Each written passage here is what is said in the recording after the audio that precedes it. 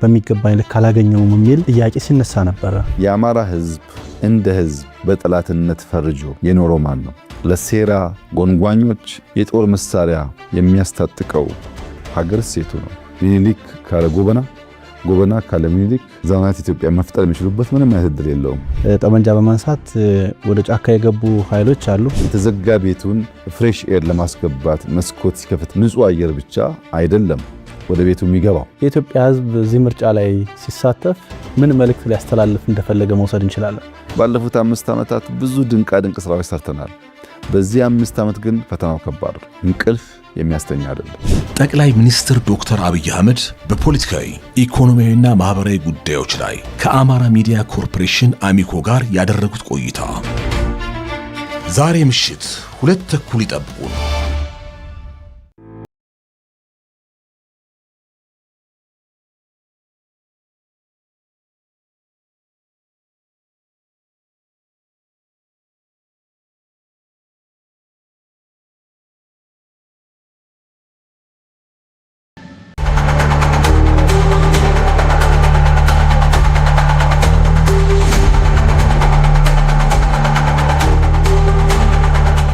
የፕሪቶሪያ ስምምነት የአማራ ክልል ህዝብ ጥቅም ያሳጣ ነበር ወይ ማለት እንችላለን? ስፔሲፊካሊ የወልቃይትን ጉዳይ ብትወስድ ሰኔ 15 እንዴት ነበር የሚያስታውሱት? ዶክተር አምባቸው በደንብ የተገናኘን እንወያይ ነበር። ጀነራል ሰዓረን ብትወስድ ቦርዲንግ ስኩል በጋራ የተማርነው ፍትሃዊ የሆነ ተጠቃሚነት በሚገባ ልክ አላገኘውም የሚል ጥያቄ ሲነሳ ነበር። የአማራ ህዝብ እንደ ህዝብ በጠላትነት ፈርጆ የኖረው ማን ነው? ለሴራ ጎንጓኞች የጦር መሳሪያ የሚያስታጥቀው ሀገር ሴቱ ነው። ሚኒሊክ ካለ ጎበና፣ ጎበና ካለ ሚኒሊክ ዘመናት ኢትዮጵያ መፍጠር የሚችሉበት ምንም አይነት እድል የለውም። ጠመንጃ በማንሳት ወደ ጫካ የገቡ ኃይሎች አሉ። የተዘጋ ቤቱን ፍሬሽ ኤር ለማስገባት መስኮት ሲከፍት ንጹህ አየር ብቻ አይደለም ወደ ቤቱ የሚገባው። የኢትዮጵያ ህዝብ እዚህ ምርጫ ላይ ሲሳተፍ ምን መልእክት ሊያስተላልፍ እንደፈለገ መውሰድ እንችላለን? ባለፉት 5 ዓመታት ብዙ ድንቅ ስራዎች ሰርተናል። በዚህ 5 ዓመት ግን ፈተናው ከባድ ነው። እንቅልፍ የሚያስተኛ አይደለም። ጠቅላይ ሚኒስትር ዶክተር አብይ አህመድ በፖለቲካዊ ኢኮኖሚያዊና ማህበራዊ ጉዳዮች ላይ ከአማራ ሚዲያ ኮርፖሬሽን አሚኮ ጋር ያደረጉት ቆይታ አሁን ይጀምራል።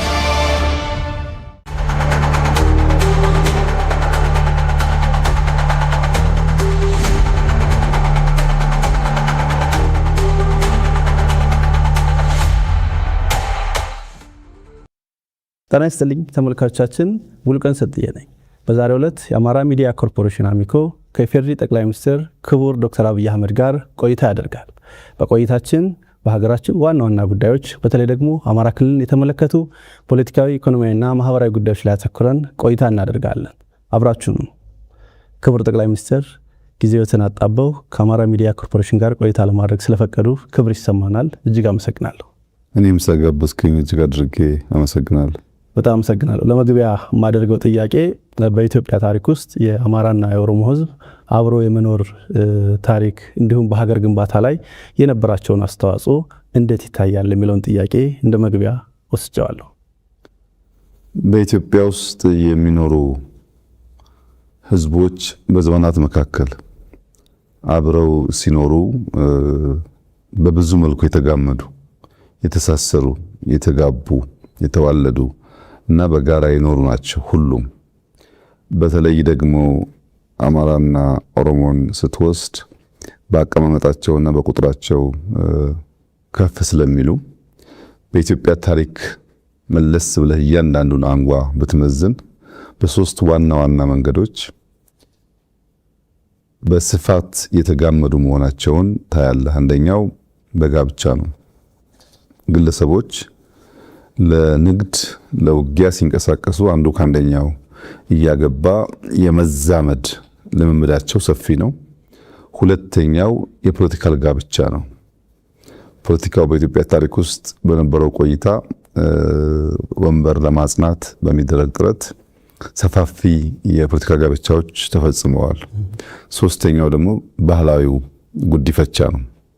ብዙዎች በነገስታት ደረጃ የምናያቸውም ጭምር በጉዲፈቻ ምክንያት በዚህም በዚያም ወገን ሰፊ መስተጋብሮች፣ አብሮ ማደጎች፣ ባህል መጋራቶች በኦሮሞም በአማራም ህዝቦች መካከል የቆየ ልምምድ ነው። ጥቂት ምዕተ ዓመታት ወደ ኋላ መለስ ብለን የኢትዮጵያን ታሪክ ብንመለከት ለምሳሌ የሸዋ ሱልጣኔቶች የሚባለው ዘመን 350 ዓመት ገደማ ቆይቷል። የሸዋ ሱልጣኔቶች በመንግስት በፈጠሩበት ከባቢ ላይ በስፋት ኦሮሞዎች፣ አማሮች፣ አርጎባዎች፣ ጉራጌዎች፣ ሌሎችም ብሔሮች ያሉባቸው አካባቢዎች ናቸው። በዚያ 350 ዓመት ጉዞ ውስጥ ብዙ ስብጥር፣ ብዙ መጋመድ እንደነበረ መገመት ይቻላል። ኋላም የኢፋትን ሱልጣኔት ብንወስድ ከ130 ዓመት በላይ ቆይቷል። ከሸዋ እስከ ዘይላ የሚዘረጋ ሱልጣኔት ነው። በዚህ ቆይታ ውስጥ እንደዚህ ያለ ከፍተኛ የሆነ መስተጋብር እንዳለ መገመት ይቻላል። ከጎንደሪያን ፔሪድ በፊት ሰርጸ ድንግል መካከል አካባቢ ተነስቶ እስከ ምጽዋ በነበረው ዘመቻ ሰፊ ጦር ይዞ ስለሄደ በዚያ ሂደት ውስጥም ከዚህ አካባቢ ወደ ሰሜን ብዙ መዋሃዶች እንደነበሩ ታሪክ ይናገራል።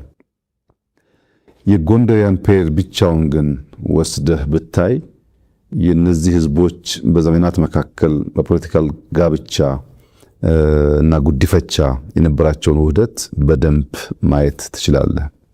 ሱስንዮስን ብትወስድ በዚህ አካባቢ ያደገ ሰው ነው። ከዚህ ዘምቶ ነው ወደዚያ አካባቢ የነገሰው። በኋላ ከአጼ ባካፋን ብትወስድ፣ ኢዮአስን ብትወስድ ቅድም ያነሳሁት ወይም ጉዲፈቻ ወይም ጋብቻ የሚታይባቸው ነገስታት ናቸው። በነበራቸው ቆይታ ውስጥ እንደዚህ ያለ ውህደት ታይቷል። በኋላ ከጎንደሪያን ፔሪድ በኋላ የየጁ ዳይናስቲን ብትወስድ እንደዚሁ ከመቶ ዓመት በላይ የቆየ ዳይናስቲ ነው። በዛ ውስጥም ከየጁ የተነሱ ወደ ጎንደር፣ ወደ ጎጃም ሰፊ ውህደቶች ነበሩ። በወሎ፣ ጎንደር፣ ጎጃም፣ ሸዋ መካከል ሰፊ እንቅስቃሴና መዋሃዶች እንደነበሩ ያ ታሪክ ያሳያል። ሰምተህ እንደሆን ስማቸው ጎላ ጎላ ብለው የሚነሱ ራስ አሊ ቀዳማይ፣ ራስ አሊ ካላይ፣ ራስ ጎክሳ የሚባሉ ሰዎች የነበሩባቸው ዘመኖች ማለት ነው። ከዚያም በኋላ የወሬመኖ የሚባል ዳይናስቲ በስፋት በታሪካችን ውስጥ ይነገራል። ይሄም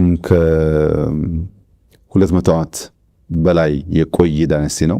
በተለይ በደቡብ ወሎ አካባቢ እዛ በነበረው ቆይታም እንደዚሁ ወደ ሸዋም ወደ ጎንደር ጎጃምም ከፍተኛ ውህደት እንደነበር ያሳያል። በዚያ ዘመን ውስጥ ስማቸው ገኖ ከሚነሱ ሰዎች አንዷ ወርቂቱ ስሟ ጎልቶ ይነሳል።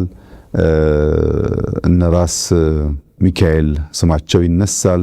በዚያ ዘመን ውስጥ የምታነበው የምትማረው ታሪክ የሚያሳየው እነዚህ ህዝቦች በስፋት አብረው ሲዘምቱ፣ አብረው ሲዋጉ፣ አብረው ሲያለሙ፣ አብረው ሲያጠፉ ተዋህደው የነበሩ ህዝቦች መሆናቸውን በደንብ ታሪካችን ይናገራል። ወደ ኋላም ወደ ቅርቡ ዘመን መተህ ለማየት ብትሞክር ዘመናዊት ኢትዮጵያን ታሪክ ያየ ሰው ከነዚህ ህዝቦች ውህደት ውጤት ውጪ ሊያት አይችልም። ሚኒሊክ ካለ ጎበና፣ ጎበና ካለ ሚኒሊክ ዘመናዊት ኢትዮጵያ መፍጠር የሚችሉበት ምንም አይነት እድል የለውም። እነዚህ ሰዎች ተዋህደውን የፈጠሩት። ብዙ ጊዜ ወደ ደቡብ ያለው ግጭት ይነሳል። ነገር ግን የሸዋው ኃይል ጎጃም ከራስ አዳል በኋላም ንጉሥ ተክለ ሃይማኖት ጋር ተጋጭቷል። ወሎ ከሚካኤል ጋር ተጋጭቷል። አርሲ ወላይታ ተጋጭቷል። ከሸዋ የተነሳ ወደ ሁሉም አቅጣጫ ነበር ዘመቻ የሚካሄደው። ይህንን ዘመቻ የመሩ ሰዎች ንጉሱ ሚኒሊክ ቢሆኑም ጦር አዝማቹ ደግሞ ጎበና ነበሩና በውህደት የተሰራ መሆኑን በግልጽ ያሳያል። ሁላችን አንተም፣ እኔም፣ ማንኛውም ኢትዮጵያዊ መለስ ብሎ የሚኮራበትን የአድዋን ታሪክ ብናነሳ ሚኒሊክ ከገበየው ውጭ፣ ሚኒሊክ ከባልቻ ውጭ አልሰሩትም። በውህደት የተሰራ የጋራ ድል ነው። በጋራ የተፋለሙበት ለአንዲት ውድ የከበረች ሀገር ዋጋ ከፍለው ለማኖር ሀገራቸውን አስቀድመው የጋራ ህልውና አስቀድመው በጋራ ዘምተው በጋራ ሞተው ያጸኑልን ያቆዩልን ሀገር እንዳለ ያሳያል። በህዝቦች ደረጃም እንኳን ብትወስድ እንደ ማህበረሰብ አርሶ አደሮች በፊውዳል ስርዓት ላይ ማመፅን ብትሰማ የጎጃም ገበሬዎች አመፅ ትልና የባሌ ገበሬዎች አመፅ ሲባል ትሰማለህ። እና እስከ በኋላ ድረስ ባለው ታሪክ ውስጥ እነዚህ ሁለት ህዝቦች ለዘመናት አብረው ሲዘምቱ፣ ሲጋቡ፣ ሲነግዱ፣ ሲኖሩ፣ በብዙ ሲዋሃዱ የኖሩ መሆናቸውን የኢትዮጵያ ታሪክ በግልጽ ያስቀምጣል። በእርግጥ ይህ ባህሪ በሁለቱ ብሔር ላይ ብቻ የተወሰነ አይደለም። ብዙዎቹ ላይ እንደዚህ አይነት የመዋሃድ እና አብሮ የመኖር ልምምዶች በስፋት ኢትዮጵያ ውስጥ አሉ። በጣም ጥሩ። ወደ ሁለተኛው ነጥቤ ልለፍ። ክቡር ጠቅላይ ሚኒስትር፣ እንግዲህ የአማራ ክልል ሁኔታ ስናየው በአጭር ጊዜ እንኳን ከለውጡ በፊትና ለውጡ ከመጣ በኋላ ብለን መክፈል እንችላለንና የአማራ ክልል ሁኔታ በእነዚህ የሁለት ምዕራፎች እንዴት ነው የሚገለጸው የሚል ጥያቄ ማንሳት ፈልጋለሁ። ከዚህኛው ለውጥ ቀደም ብሎ ኢትዮጵያ ውስጥ በተደረጉ ለውጦች የአማራ ህዝብ እንደማንኛውም የኢትዮጵያ ህዝብ ለውጥ እንዲመጣ፣ የፖለቲካ ስሪታችን እንዲሻሻል፣ የኢኮኖሚክ ጉዞአችን እንዲፋጠን፣ ህዝቦችን ያቀፈ እንዲሆን ትግል ሲያደርግ ነበር። 66ቱን ለውጥ ብትመለከት እዛ ውስጥ የራሱ የሆነ ሚና ተጫውቷል። የ83ቱን ለውጥ ብትወስድ እንዲሁ ጎላ ያለ ሚና ተጫውቷል። የ2010ን ብትወስድ የአማራ ህዝብ እንደማንኛውም የኢትዮጵያ ህዝብ ለውጥ መጥቶ ለመሻሻል ለማደግ ከፍተኛ ተጋድሎ ማድረጉን ታሪክ ይናገራል።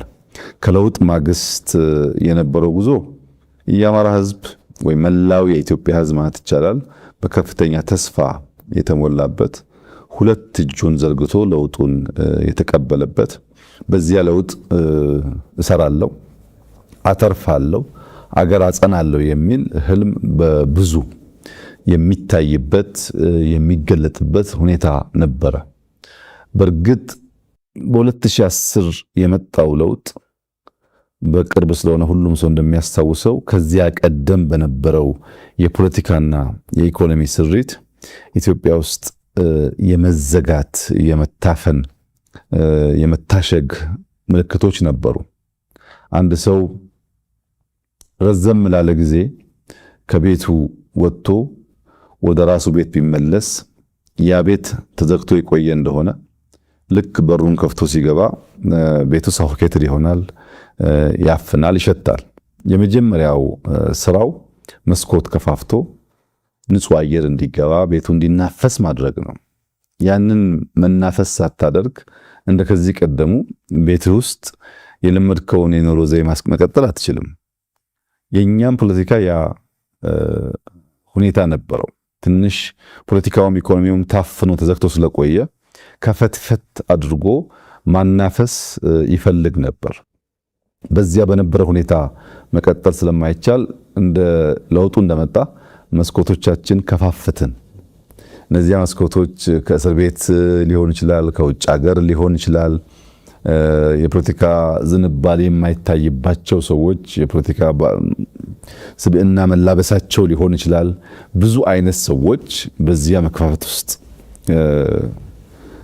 በፖለቲካ አውድ ውስጥ ለመሳተፍ ሙከራ አድርገዋል። እንግዲህ አንድ ሰው የተዘጋ ቤቱን ፍሬሽ ኤር ለማስገባት መስኮት ሲከፍትና ለማናፈስ ሲሞክር ንጹህ አየር ብቻ አይደለም ወደ ቤቱ የሚገባው። አብሮት ትንኞች ይገባሉ፣ ቢምቢዎች ይገባሉ። ቢምቢ በሳይዟ በጣም ትንሽ ናት። ነገር ግን ተኝተህ የቢምቢን ድምፅ ሰምተህ ከሆነ መተኛት አትችልም። ያቺ ትንሿ ጥንጥየዋ ቢምቢ ባላት ድምፅ ታውካለች፣ ትቀሰቅሳለች። አንዱ ዝቅተኛ ጉዳቷ እንዳተኛ ማወክ ነው። ሁለተኛውና ከዛ የሚከፋው ግን አንተን በመንደፍ ደምህን መምጠጥ ነው። ደምህን መጣ ግን አትተውም፣ በሽታም ልታመጣብህ ትችላለች። እንደዚህ ያለው ሁኔታ በኢትዮጵያ ፖለቲካል አውድ ውስጥ ተፈጥሯል። በማናፈስ ውስጥ ተቀላቅለው የገቡ ቢምቢዎች አሉ፣ ከፍተኛ ድምፅ በማሰማት ለማወክ የሚሞክሩ፣ ከዚያም ሲያልፍ የኢትዮጵያን ብሔራዊ ጥቅም ለመናደፍ የኢትዮጵያን ሕልውና ለመገዳደር ከሚፈልጉ ኃይሎች ጋር እስከ መሰለፍ የሚሄድ ዝንባሌ ያሳዩ። በዚያ መከፈት ምክንያት መድረክ አግኝተው ሁኔታው ከተስፋ ትንሽ ጨለምለም ደንገዝገዝ ወዳለ ሁኔታ፣ ስጋት ወዳከለበት ሁኔታ እንዲገባ ለማድረግ እየሞከሩ ኃይሎች አሉ።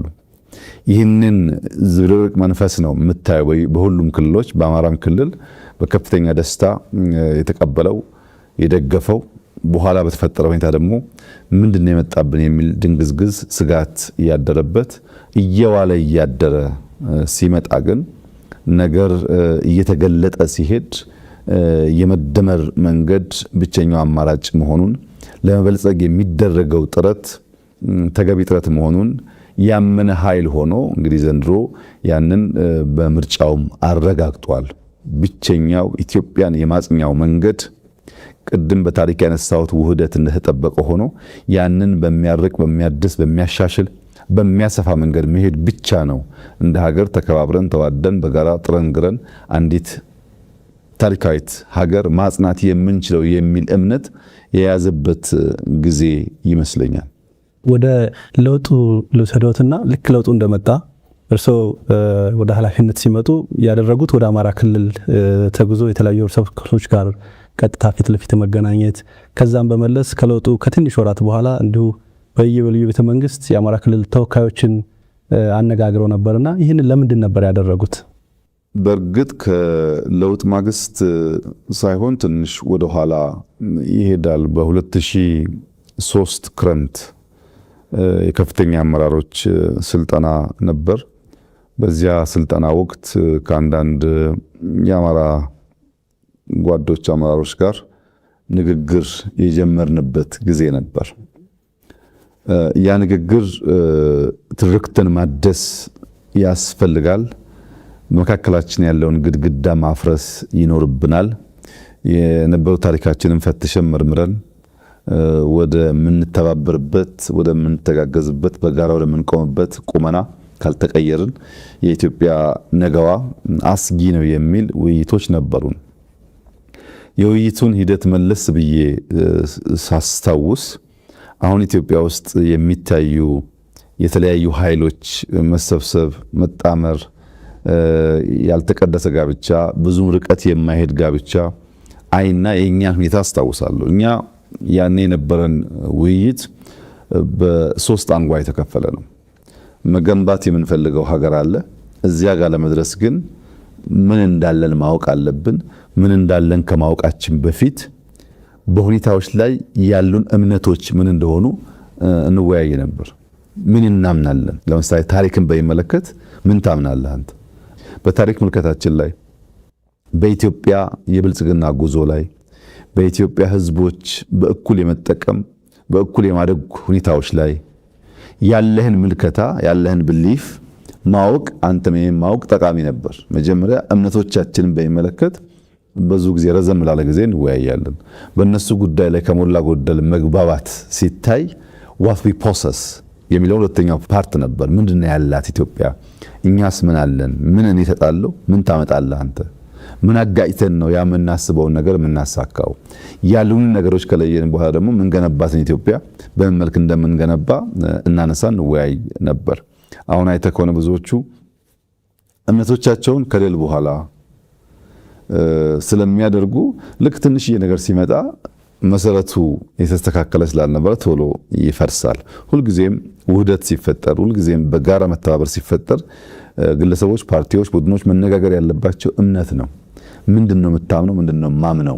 በምን መነጽር ነው ነገን የምታየው? በምን መነጽር ነው ትናንትን የምታየው? በምን ትብብር መንፈስ ነው ዛሬን የምንሰራ የሚለውን ካልተግባባ በጋራ መቆም ጠላትን ያሰነብት ይሆናል እንጂ ብዛም ፋይዳ አይኖረውም። ያን ለመፍታት ውይይቶች እናደርግ ነበር። ከዛ ከለውጡ ጥቂት ወራት በፊት በኦሮማራ እንቅስቃሴ ባህር ዳር መጥቼ ከእናንተ ሚዲያ ጋር ቆይታ አድርጌ ነበር። ያንን መለስ ብላችሁ ብታዩ ይሄንን ሐሳብ የሚገልጽ ነው። የሁለቱን ህዝቦች በጋራ ለዘመናት መኖር፣ አሁንም በትብብር መንፈስ መስራት ኢትዮጵያን ለመታደግ ያለውን ፋይዳ በጉልህ የሚያሳይ ነበር። ያ የኦሮማራ እንቅስቃሴ የተፈለገ የተወደደ አልነበረም። እንደምታስታውሱት ብዙ የሚጠላ እንቅስቃሴ፣ ብዙ አታክ የነበረበት እንቅስቃሴ ነው የነበረው።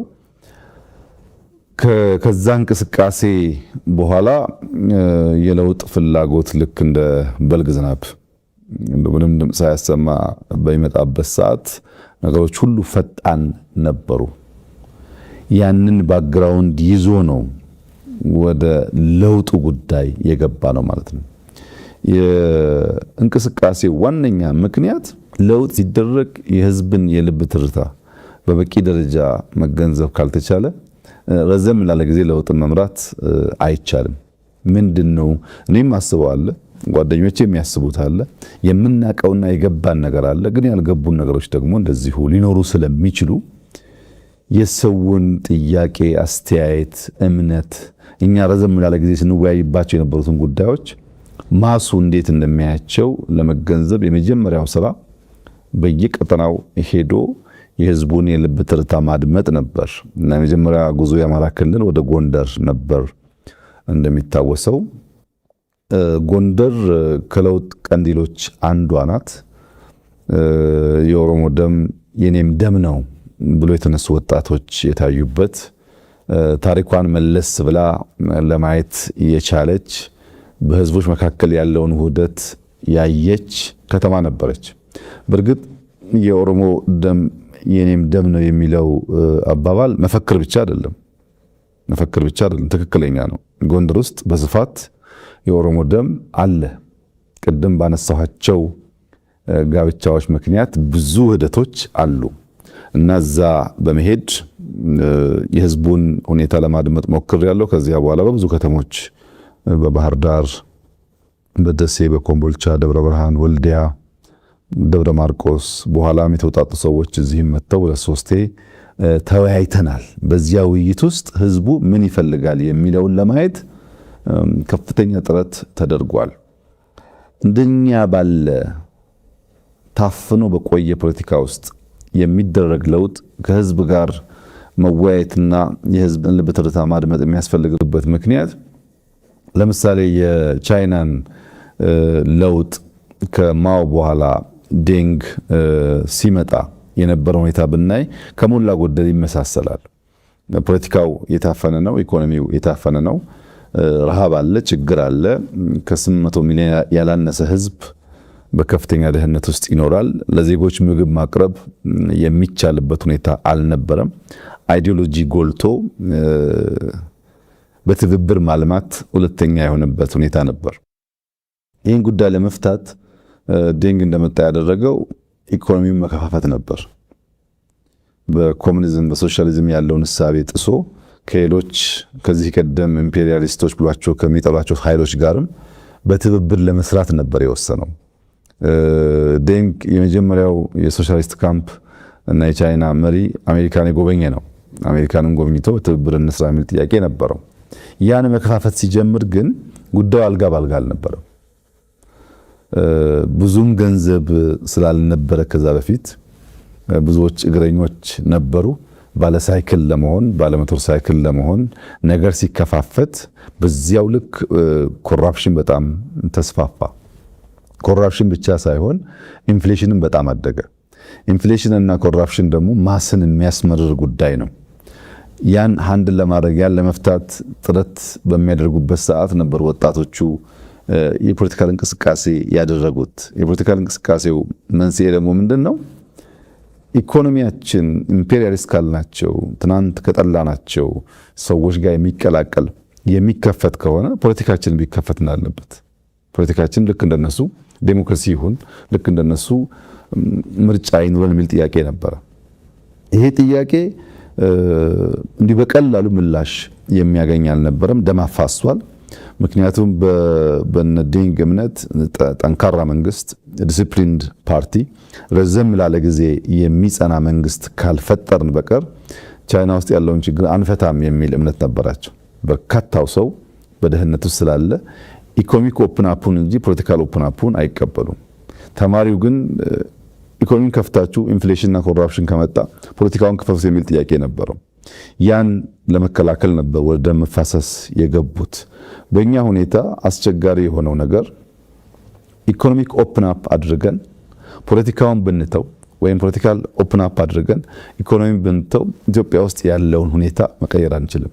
ስለዚህ ህዝብ ካወያየን የልብ ትርታን ካደመጥን በኋላ እንዴት አድርገን ነው ሁለት ዋና የሪፎርም ዋና ዋና የስብራት መንስኤዎቻችንን በመክፈት ምናስባትን ሀገር ልንሰራ የምንችለው የሚለውን ነገር ዲዛይን ለማድረግ ያ ውይይት በእጅጉ አስፈላጊ ነበር። ብዙ ተምረንበት ሰሜን፣ ምዕራብ፣ ምስራቅ፣ ደቡብ ብትሄድ የኢትዮጵያን ፍላጎት ከሞላ ጎደል የሚቀራረብ መሆኑን አይተን ከዚያ በኋላ ነው እንግዲህ መደመር በተሟላ ቅርጽ ወጥቶ የኢትዮጵያ ብቸኛው መንገድ በተደመረ መንገድ ወደ ብልጽግና መጓዝ ነው። ካልበለጸገች ካልተደመረች ህልውናዋ አደጋ ውስጥ ሊገባ ይችላል ወደሚል መንግስታዊ ንድፍ የገባ ነው ማለት ነው። በጣም ጥሩ። አንድ ክስተት ልመልሶት ነው። ከለውጡ በኋላ እንደሚያስታውሱት ክቡር ጠቅላይ ሚኒስትር አማራ ክልል ላይ ከሚታወሱ ታሪኮች ውስጥ አንድ ሰኔ 15 የሚባል መጥፎ ታሪክ አለንና እንዴት ነበር የሚያስታውሱት? ለምንድን ነው የተከሰተው ብለው ያስባሉ እርስዎ? ደግሞ ከለውጥ ማግስት ስለነበረ ከኢትዮጵያ ፖለቲካም ጋር ያለው ተጽዕኖ ቀላል የሚባል አይደለምና እንዲሁም ደግሞ አሁን የአማራ ክልል ያለበት ሁኔታ የሚታወቅ ነው። ለአሁን ላለበት ሁኔታ አስተዋጽኦስ ያበረከተ ነበር ብለን መውሰድ እንችል ይሆን? የሰኔ 15ቱ ክስተት መነሻው አድርጌ የምወስደው ቤዚክሊ ከሁለት ጉዳዮች የሚመነጭ ይመስለኛል። አንደኛው ስሁት ግምገማ ነው። አንድ ነገር ለማሳካት የምትሰራው ግምገማ በበቂ ዳታ ላይ በበቂ ኢንፎርሜሽን ላይ ያልተመሰረተ ከሆነ ጉጉት ይቀድምና መሻት ይፈጥንና ወደዚያ ለማድረስ የሚገባህን መንገድ በትክክል ዲዛይን ሳታደርግ ጥፋት ታመጣለህና ስሁት ግምገማ አንዱ ችግር ይመስለኛል። ይሄ እዛ ላይ በቃ ሳይሆን ከዛ በኋላም በተደጋጋሚ የምናየው ችግር ነው። ሁለተኛው ችግር በሁለት እግር ማነከስ ነው። ለውጥ ተቀብለህ ኃላፊነት ተቀብለህ የህዝብ አደራ ተቀብለህ በሌላ መንገድ ደግሞ ያልተቀደሰ ጋብቻ የመደበኛ ኃይሎች ጋር አድርገህ እዚህም እዚያም ለመሆን የሚፈለግ ሁኔታ በአንዳንድ ሰዎች ይታይ ስለነበረ ያም የፈጠረው ይመስለኛል። ግምገማውም ችግር አለ። እንደገና ደግሞ በሁለት እግር ማነከሱም አለ። እዚህ ተቀምጦ እዚያ ሆኖ ደግሞ እዚህ የመሻቱ ፍላጎት የተቀላቀሉ ነገሮች አሉ። በአንድ መንግስት ወይም በአንድ ፓርቲ እቅድ የሚመራ ስብስብ ሳይሆን እቅዱን ከተለያየ ሶርስ የሚወስድ ኃይል ያለበት ግን በጋራ የሚነጋገር የሚሰበሰብ የሚወያይ በዛ ሂደት ውስጥ ደግሞ ጥፋት ሊያመጣ የሚችል ክስተት ሆኗል። እንግዲህ ቅድም ላነሳልን እንደሞከርኩት የኢትዮጵያ ህዝቦች የመዋሃድ ታሪክ ቢኖራቸውም አብረው የመዝመት ታሪክ ቢኖራቸውም በዘመናት መካከል ስልጣን ሲመጣ በኃይል አልጋ ሳይጸና የመገዳደር ፍላጎት የባህላችን አንዱ አካል ነው። በልጅ ኢያሱ ዘመን መለስ ወደ ታሪክ ብታገላብጥ ይሄን ነገር በቀላሉ ማየት ትችላለህ። በጃንሆይ ጊዜ የታህሳስ ግርግር የምንለውን በኋላ 56 ላይ ያጋጠመውን ብንወስድ የዚሁ ተቀጽላ ነው። በደርግ ዘመን 1981 ያየነው መሰል ባህሪ ነው። በኢህአደግ ዘመን መጠኑ ዝቅ ያለ ቢሆንም በ2001 አካባቢ መጠነኛ ፍላጎቶች ተንጸባርቀዋል። በእኛም ጊዜ በሰኔ 2010 16 ላይ ከለውጡ 2 ወር 3 ወር በኋላ መሰል ሙከራዎች በመስቀል አደባባይ ተካሂደዋል። እዚህ በኢትዮጵያ ታሪክ ውስጥ ሁልጊዜም በኃይል ፍላጎትን ማሳካት፣ በኃይል ስልጣን ለመያዝ መሞከር፣ ሰው በመግደል ስልጣን ለመውረስ መሞከር ነበር ማለት ነው። የሰኔ 15ቱም ከነዚህ ከላይ ከዘረዘርኳቸው ክስተቶች ለየት የሚያደርገው በክልል ደረጃ በከተማ ደረጃ ዝቅ ብሎ ለመፈጸም የተሞከረ ሙከራ ነው። በክልል ደረጃ እንደዚህ ያለውን ጉዳይ ፈጽመህ ምን ታሳካለህ የሚለው ጉዳይ ቅድም ያልኩት የስሁት ግምገማ ውጤት አካል ይመስለኛል። እንዴት ታስታውሰዋለህ? እንዴት ይታወሳል ላልከው የታሪካችን የጠባሳችን አካል አድርጌ ነው የማስታውሰው። በሶስት መንገድ ጠባሳ ጥሎብን አልፏል። አንደኛው ባጣናቸው ግለሰቦች የለውጥ ኃይል የቼንጅ ኤጀንትስ የሚባሉ በለውጥ ውስጥ ከፍተኛ ሚና ያላቸውን ሰዎች ያሳጣ ክስተት ነው። ለምሳሌ ዶክተር አምባቸውን ብትወስድ 2003 ጀምሮ ንግግር እናደርግ ነበር ካልኩ ሰዎች አንዱ ነው። አምባቸው በዚያ ጊዜ በነበረን ውይይት ከፍተኛ ጉጉት ነበረው ለለውጥ። ግን እምነቶቻችንን ምንድነው ያሉን፣ እንዴት እናሳካቸዋለን፣ መቼ እናሳካቸዋለን የሚለውን ነገር ለመወያየት ከ2003 በኋላ አማራ ክልል እያለ ተደጋጋሚ ሲመጣ እንገናኝ ነበር። በኋላ ሁለታችንም የካቢኔ አባላት ሆነን በደንብ እየተገናኘን እንወያይ ነበር። ዝም ብሎ ኦቨርናይት የተፈጠረ ነገር አይደለም። ብዙ ምክክሮች፣ ውይይቶች፣ የተለያዩ ሰዎች በውስጥ እያቀፉ መሄዶች ነበሩበት። ጀነራል ሰዓረን ብትወስድ ሰዓረ አጋጣሚ ሆኖ ቀደም ብሎ ሃይ ስኩል ቦርዲንግ ስኩል በጋራ የተማርነው አንድ ትምህርት ቤት ነበር። ትምህርት ቤት ደግሞ ቦርዲንግ ስለነበረ ቀንም ማታም የመገናኘት እድል ነበረን። ረዘም ያለ ጊዜ ትውውቃለን። በኢትዮ ኤርትራ ጦርነትም ከዚያም በኋላ ባሉ አጋጣሚዎች አልፎ አልፎ የመገናኘት የመነጋገር ልምዶች ነበሩን፣ ቅርብ ነበረን። ለውጡ ሊመጣ ጥቂት ጊዜ ሲቀረው የለውጡ ዋዜማ ገደማም በተደጋጋሚ እንገናኝ ነበር። በተለይ ግን በተለየ መንገድ እንዲታወስ ከማስታወስበት አንዱ ነገር ታስታውስ እንደሆነ የጠቅላይ ኤታማዦር ሹሙንና የደህንነት ኃላፊውን በአንድ ጀንበር ለማንሳት የነበረው ውሳኔና የለውጡ አካል ከመጀመሪያው ከእቅዱ ጀምሮ የተሳተፈበት ብቸኛው ሰው ሰዓረ ማለት ይቻላል። ብዙ ሰው ጉዳዩን አያውቀውም። ሰዓረ በእቅዱም በሂደቱም ተሳትፎ ነበረው። በዚያ ደረጃ ለቼንጅ ኤጀንት የሚታመን ሰው ነበር ማለት ነው።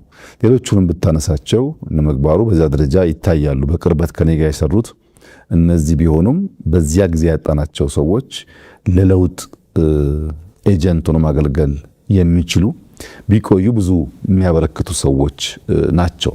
አንዱ ጠባሳ ይሄ ነው። ሁለተኛው በኢትዮጵያ ፖለቲካል ትምምን ውስጥ የፈጠረው ጠባሳ ነው። ፖለቲካል ትረስት በጣም እንዲቀዘቅዝ አድርጓል። በሰዎች መካከል፣ በቡድኖች መካከል አብረህ እየኖርክ አብረህ እየሰራህ አብረህ እየተሰበሰብክ የመተማመን ዝንባሌው በእጅጉ እንዲቀንስ አድርጓል። ያም በጣም መጥፎ ጠባሳ ነው። አብረህ ስለ ሀገር ከምትመክረው ሰው አደጋ ያጋጥመኛል እያሰብክ መምከር በእጅጉ ትምምንን የሚቀንስ ጉዳይ ስለሆነ እንደ አንድ ክስተት ጠባሳ ሊታይ ይችላል። ሶስተኛው ባህል ነው። የኢትዮጵያን የፖለቲካል ባህል አበላሽቶታል። ቀድሞ የነበረ ነው፣ ያን አስቀጥሏል።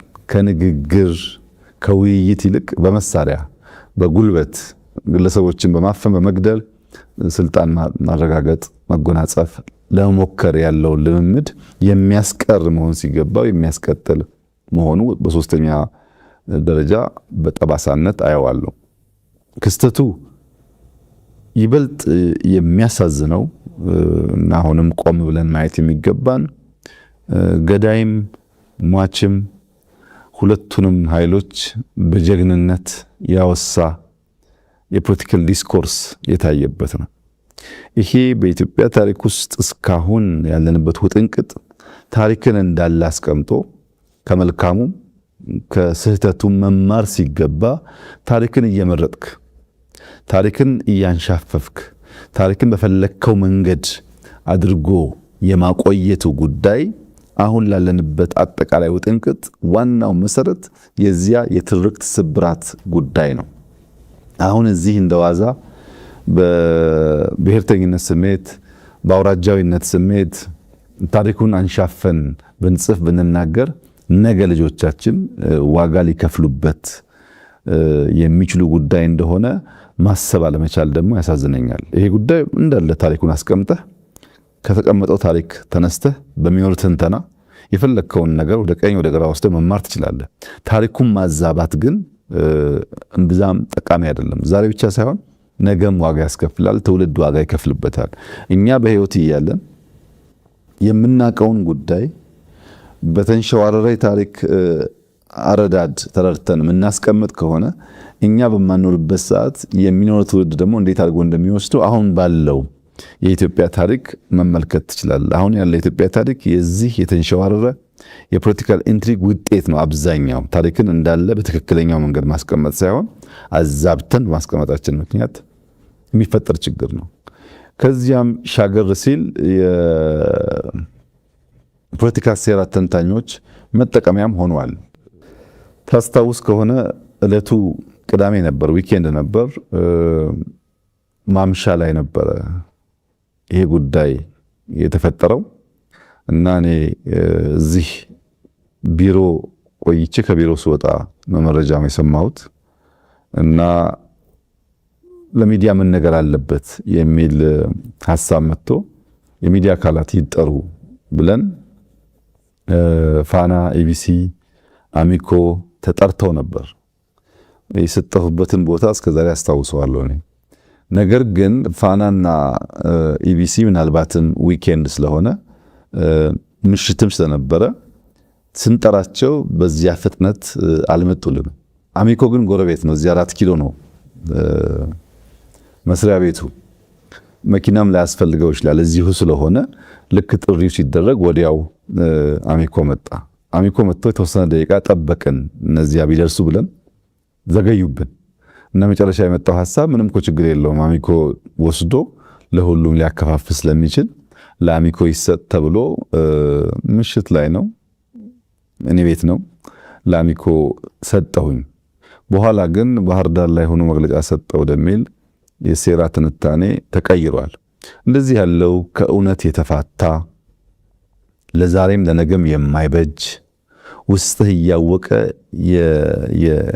የሚሸነገር የሚዋሽ ነገር ጥፋት ብቻ ነው የሚያመጣውና ያ ክስተት ከመነሾ የሚሳካ ነው። ከመነሾ አንድ ግብ የሚያሟላ ነው ባትልም እንደ ጥቁር ጠባሳ የሚወሰድ መጥፎ ክስተት ነው ብዬ ነው የማየው።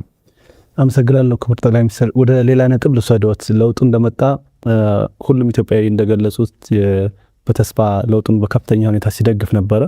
ከዚህ ህብረተሰብ ክፍል አንዱ ደግሞ በውጭ የሚኖሩት ትውልደ ኢትዮጵያና ኢትዮጵያውያን የምንላቸው ወይም ደግሞ ዲያስፖራ የምንለው የህብረተሰብ ክፍልም የለውጡ ደጋፊ ነበረ በዛን ወቅት እንደሚታወሰውና ከለውጡ ከተወሰነ ጊዜ በኋላ የአማራ ተወላጅ የሆኑ ዲያስፖራዎች እንደገና ለውጡን አንዳንድ ዲያስፖራዎች ለውጡን ተቃውመዋልና የዚህ መንስኤው ምንድነው ብለው ያስባሉ? በቀጣይስ ምን አይነት አማራጭ ቢከተሉ ነው የሚጠቅመው ብለው ነው የሚያስቡት?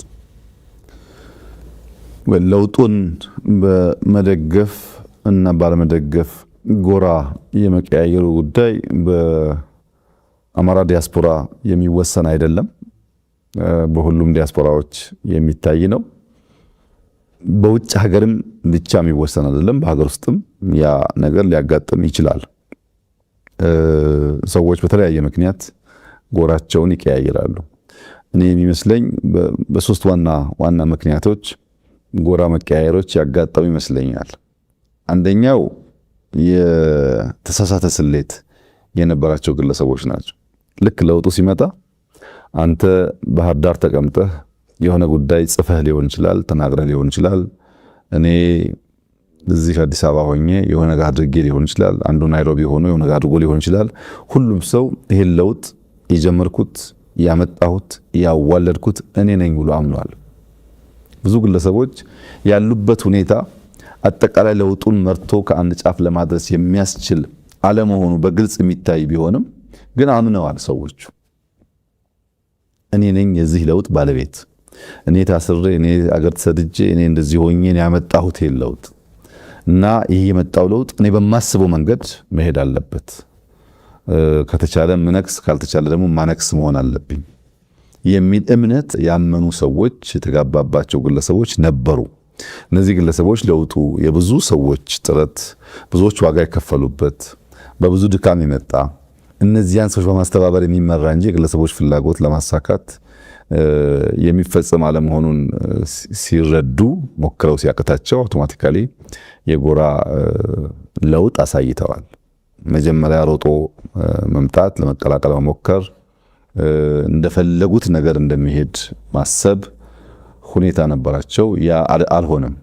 አንድን ለውጥ በራስ መመዘኛ በራስ መነጽር ብቻ ማየት ስትጀምር የሌሎችን ማድመጥ ሲሳነ ይሄ ችግር ያጋጥማል። እኛ ለውጡ መጥቶ በህግ ስልጣን ከያዘን በኋላ የኛ እምነትና እውቀት በቂ አይደለም። የህዝቡን ልብ ትርታ ማድመጥ አለብን። ህዝቡ እንደሚያስብ ማወቅ አለብን። ያደረግነው ሙከራ እንኳን አይተው ትምህርት አለመውሰድ ማለት ነው።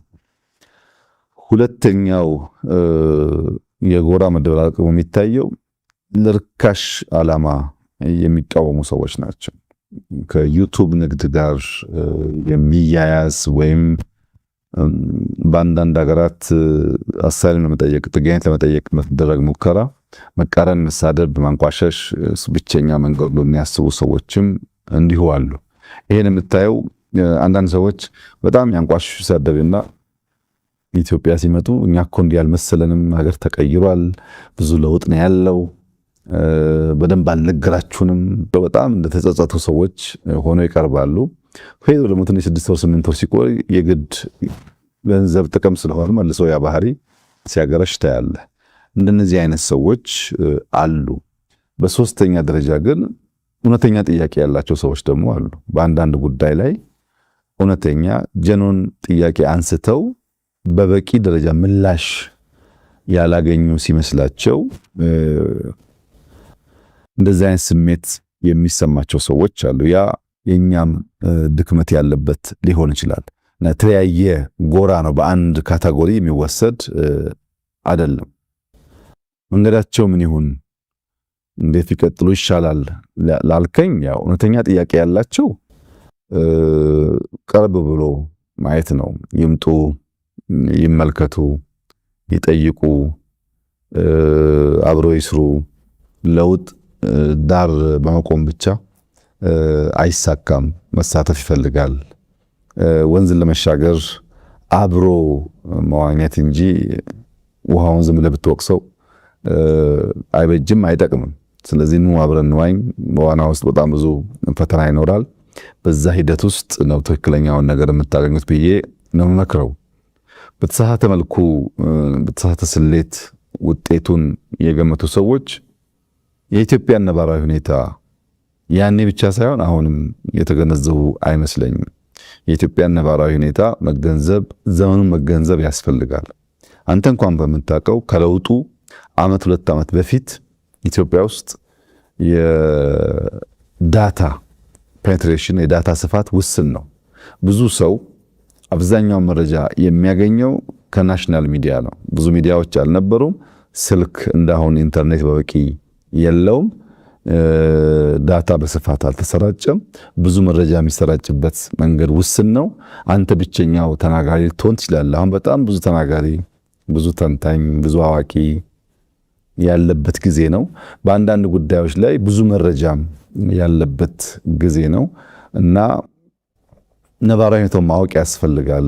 ለውጥ የአንድ ሰሞን ድግስ አይደለም፣ ሂደት ነው። በዚያ ሂደት ውስጥ ብዙ ጉዳዮች ሊቀያየሩ ይችላሉ።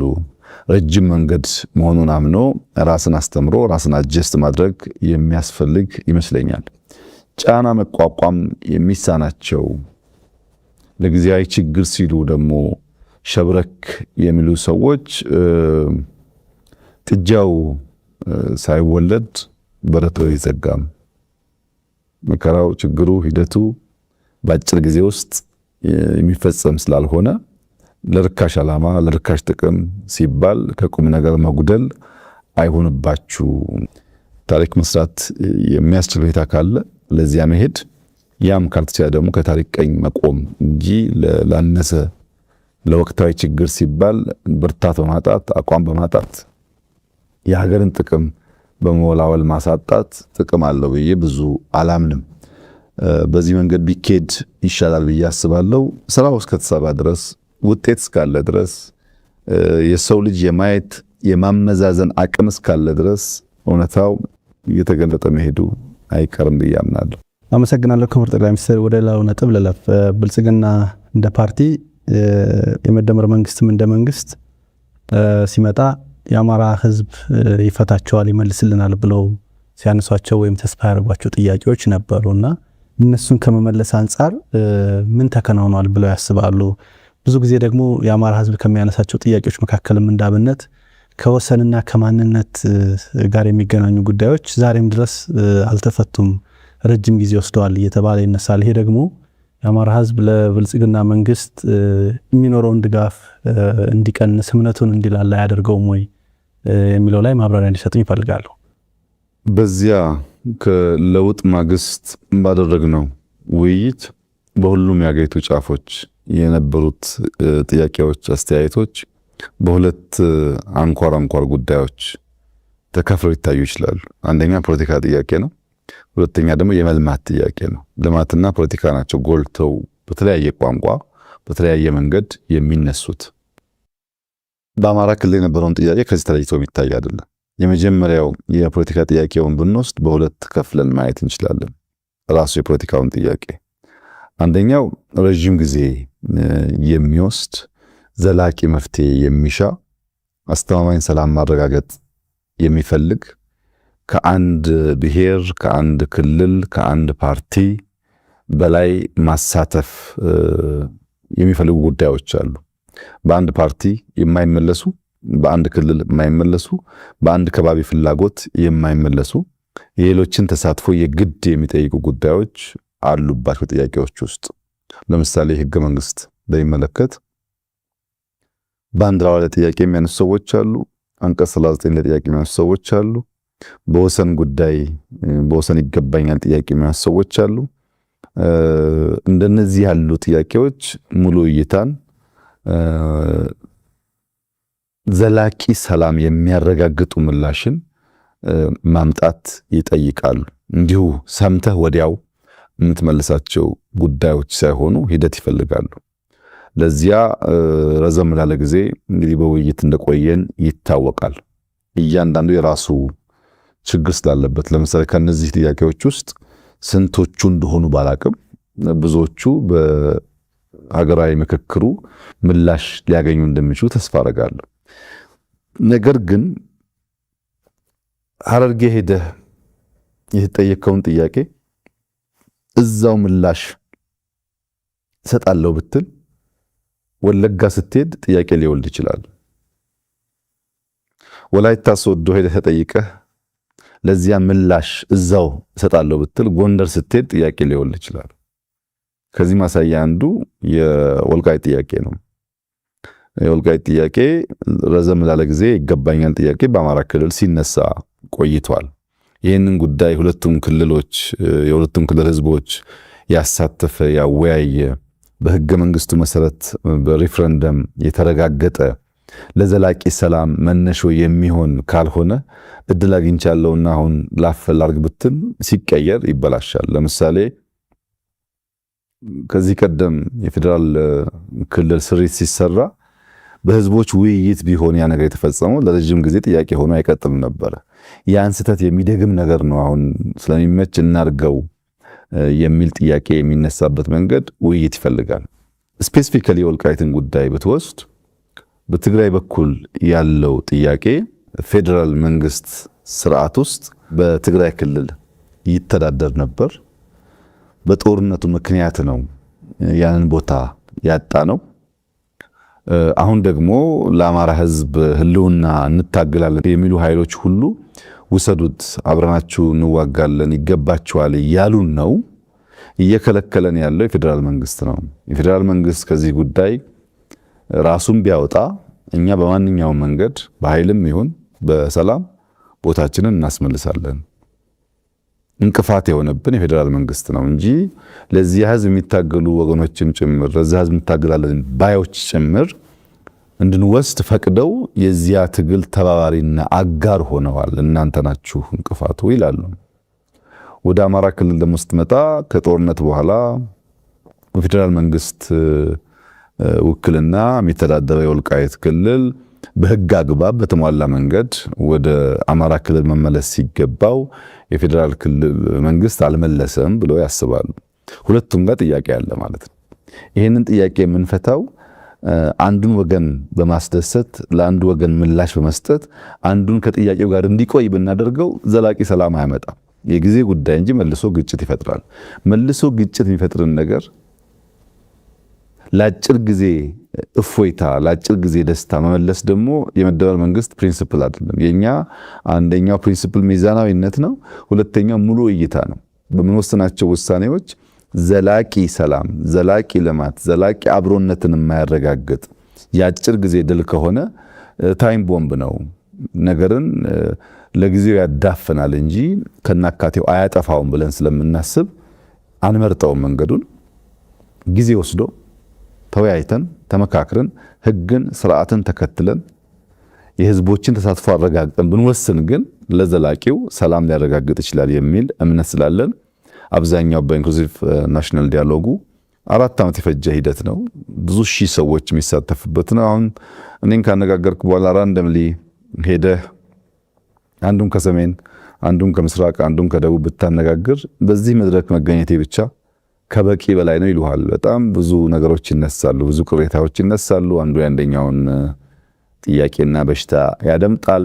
በዚያ መንገድ ነው ኢትዮጵያ የምትሰራው፣ በውይይት በንግግር በትዕግስት ነውና ከአማራ ክልል ጥያቄ አንጻር ከበፊቱ የከፋ ነገር አሁን አለ ብሎ ለመውሰድ ያስቸግራል። በፊት የአማራ ክልል ወልቃይት ወደሚለው አካባቢ መጓዝ አይችልም። ዛሬ ቢያንስ መሄድ ይችላል፣ ሰው መጠየቅ ይችላል። እንደው በሕግ ተጠቅሎ የአማራ ክልል ነው ባይባልም ለመንቀሳቀስ የሚከለክል ነገር የለም። ሌላው ደግሞ በምክክር በውይይት ትግራይንም ማሳትፈን እነሱም የኛ ወገኖች ናቸው፣ ኢትዮጵያውያን ናቸው። እነሱም በሚያስከፋ መንገድ የምንፈጽመው ነገር ጥቅም የለውም ብሎ ማመን ያለበት የአማራ ክልል ማህበረሰብ በዛም በዚህም ያለው የተዋሃደ ቅድም እንዳልኩት የተዋለደ በብዙ ጉዳይ ውስጥ አብሮ ያለፈ ህዝብ ነውና ሁለቱንም ህዝብ በሚያሳምን በውይይት በምክክር ዊን ዊን አፕሮች ብንከተል ዘላቂ ሰላም ያረጋግጣል። ከዛ ውጭ ያለው መፍትሄ ለአማራም አይጠቅምም፣ ለኢትዮጵያም አይጠቅምም፣ ለትግራይም አይጠቅምም ብለው የመደበን መንግስት በጽኑ ያምናል። ነገር ግን ከረጅም ጊዜ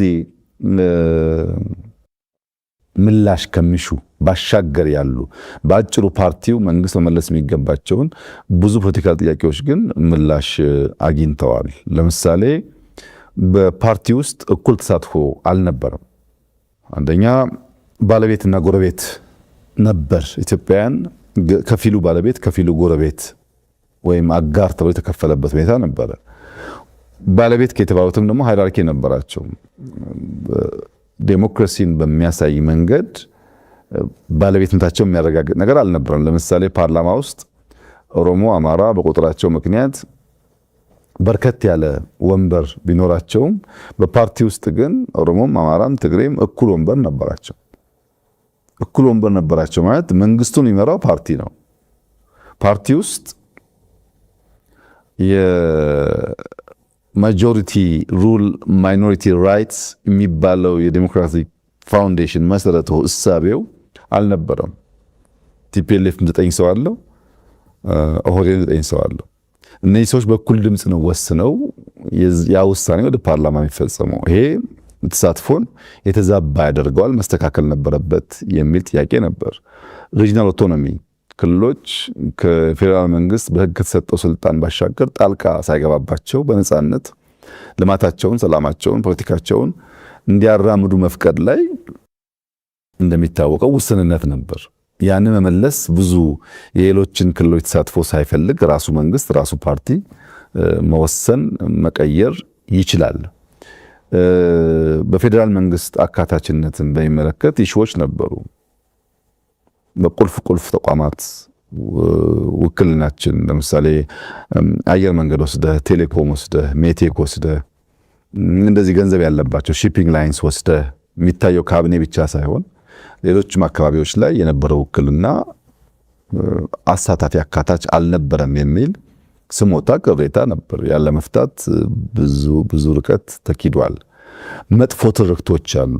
አንደኛው እንደ ገዢ፣ እንደ ጨፍጫፊ፣ እንደ አጥፊ የሚወስድ ትርክት አለ። ይሄ ደግሞ በዘላቂነት ኢትዮጵያን እያጠፋ እየከፋፈለ ነውና ትርክት ማድረቅ አለብን፣ ማስተካከል አለብን የሚል ጥያቄ ነበር።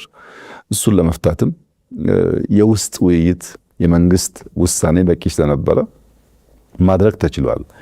ሌሎች የፖለቲካ ኃይሎች ወይም አመለካከት ያላቸው ፓርቲዎች በመንግስት ስርዓት ውስጥ ማሳተፍ፣ ኢንክሉሲቭ መሆን ችግር አለ። አሸንፍ ያለውና በቃ እኔው ብቻ ነኝ የማስተዳድረው የሚል እሳቤዎች ኢትዮጵያ ውስጥ አሉ። ያም ጎጂ ነው የሚል ነገር ነበር። እንደምታስታውሱት በካቢኔያችን የሚፎካከሩ ፓርቲዎች ገብተው በጋራ ነው ባለፉት 5 ዓመታት ሀገር የመራ ነው። ያም በቂ አይደለም። በፓርላማ ውስጥ ተሳትፎ ያንሳል። ይሁነን ብለን ሌሎች ኃይሎች እንዲሳተፉ መልቀቅ አለብን፣ ማሳተፍ አለብን የሚል ምናልባት ኤክሰፕሽናል የሆነ ውሳኔ አሁን እንደ ዋዛ ብናየው ነገ ደግሞ ማግኘታችንን እናያለን። አንድ ሁለተኛ ደግሞ እስካሁን ባለን ታሪክም በሌሎች ሀገራት ታሪክም ብንወስድ ሊመረጥ የሚችል ገዢ ፓርቲ ግድ የለም ሌሎች የሚሳተፉበትን እድል ልፍጠር ብሎ ማድረግ ላይ ውስንነት ነበር። እኛ ዘንድሮ አድርገነዋል። እንግዲህ በፓርላማ፣ በካቢኔ፣ በፓርቲ፣ በክልል አውቶኖሚ ትርክትን በማድረቅ ኢንክሉሲቭ መንግስት በመመስረት ሀገርኛ እሳቤዎች ላይ መሰረት ያደረገ መንግስት በመመስረት ረገድ ምንም ልታወዳድር አትችልም። ለምሳሌ አብዮታዊ ዲሞክራሲ ስለ መከላከያ ያለው እሳቤ፣ አብዮታዊ ዲሞክራሲ ስለ ህዝቦች ያለው እሳቤ፣ አብዮታዊ ዲሞክራሲ ስለ መንግስት ያለው እሳቤና የመደመር መንግስት ያለው እሳቤ ለየቅል ነው፣ አይገናኝም። የመደመር መንግስት መነሾ ቢያንስ 4 ኢትዮጵያ ውስጥ የምናውቃቸውን መሰረታዊ እምነቶች፣ ልምምዶች፣ ባህሎች እንደ መነሾ ይወስዳል። አንደኛው ቅኔ ነው። ቅኔ ኢትዮጵያ ውስጥ አንድ ሰው በሰምና በወርቅ በግልጥ ሊትራሊ በሚተረጎምና በማይተረጎም መንገድ የሚናገርበት ቋንቋ ነው። ምስጢር አዘል ቋንቋ ነው። ያን ምስጢር አዘል ቋንቋ የማይረዳ መንግስት ከሆነ ከህዝብ ጋር ሊግባባ አይችልም። ካልተግባባህ ደግሞ ካልተነጋገር ካልተደማመጥክ ደግሞ እምነት አይፈጠርም። ህዝብህን ለማድመጥ የኢትዮጵያ ህዝብ የሚናገርበት ዘዬ፣ ልምምድ፣ ባህል ሌሎች ሀገሮች ከምናውቀው ለየት ይላል። ቅኔ የሚባል በሁለት መንገድ የሚተረጎም ልምምድ አለው። ይህንን እንደ አንድ የኮሚኒኬሽን ብሪጅ አድርጎ ይወስዳል የመደመር መንግስት። ሁለተኛው የተበተኑ ሀብቶች አሉ። ፍራጃይል የሆኑ እውቀቶች፣ የሰው ኃይል ካፒታል አለ። ይሄን ሰብስቤ ይሄንን ደምሬ አንድ አዲስ ነገር እንዲከሰት ኢመርጅ እንዲያደርግ እሰራለሁ የሚል መንግስት ነው። ይሄን የመሰብሰብ የመደመር ዝንባሌ ደግሞ ደቦ ከሚባል ከኢትዮጵያ አርሶ አደሮች ልምምድ እንደ አንድ ፋውንዴሽን ይወስደዋል። ደቦ ማለት እርሻ ደርሶብኛል ተባብረን ድረስ አብራችሁን የኔን ስራ ስሩልኝ የሚል የኢትዮጵያ ልምምድ ነው። ይሄ ለኛ ለምናስበው ሐሳቤ በእጅጉ ያግዛል። ሶስተኛው በታሪካችን ውስጥ ቅድም እንዳነሳሁት በየጊዜው ግጭቶች አሉ። ሰላማዊ ጉዞ ብቻ አይደለም ያለው። የእምነት፣ የብሔር፣ የመሬት ይገባኛል፣ የተለያየ ስልጣን ይገባኛል ግጭቶች ነበሩ። እነዚህን ግጭቶች እየፈታ ያቆየበት መንገድ የሪኮንሲሌሽን ካልቸራችን ሽምግልና፣ ካሳ፣ እርቅ፣ ይቅርታ የሚባሉ ነገሮች አሉት። ይህንንም እንደ አንድ ፋውንዴሽን የመደመር መንግስት ይወስዳል። በሀገራችን እኮ ድል በሀብት አለ፣ ሽምግልና የሚባል እርቅ አለ፣ ይቅርታ አለ፣ ካሳ አለ። ይህንን እንደ መሰረት በወስደው በውስጥ ያሉትን ቅራኔዎች ለመፍታት ያግዘኛል። ደቦ ተሰብስቤ ለመስራት፣ ቅኔው ከህዝብ ለመደማመጥ። ግን ይሄ በመጀመሪያው ሌየር ላይ ፈርስቲር ላይ ያለው የሀገር ግንባታ መንገድ ብቻውን በቂ አይደለም። ኢንስቲትዩሽን ግንባታ ደግሞ ያስፈልጋል።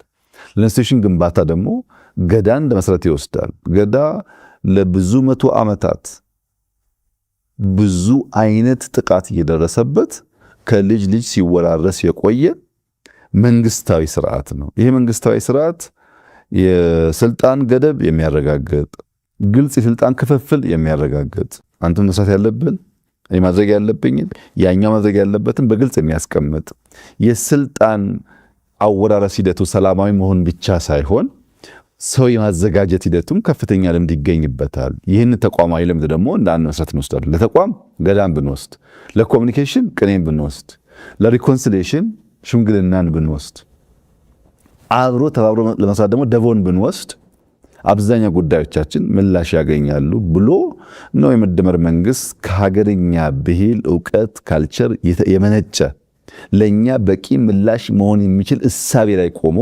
የመንግስት ስሪቱን የነደፈው እና በእንደዚህ ያለው ጉዳይ በጣም ትላልቅ ምላሾች ተሰጥተዋል። ሌላው ደግሞ እኛ ምን መልሰው ልጆቻችን የሚመልሱት ጉዳይ ሊሆን ይችላል። ሁሉም ነገር በአንድ ጀንበር ስለማይመለስ አንዳንዱን በትዕግስት ማየት፣ ለአማራም ሌሎችም ህዝቦች አስፈላጊ ጉዳይ ይመስለኛል።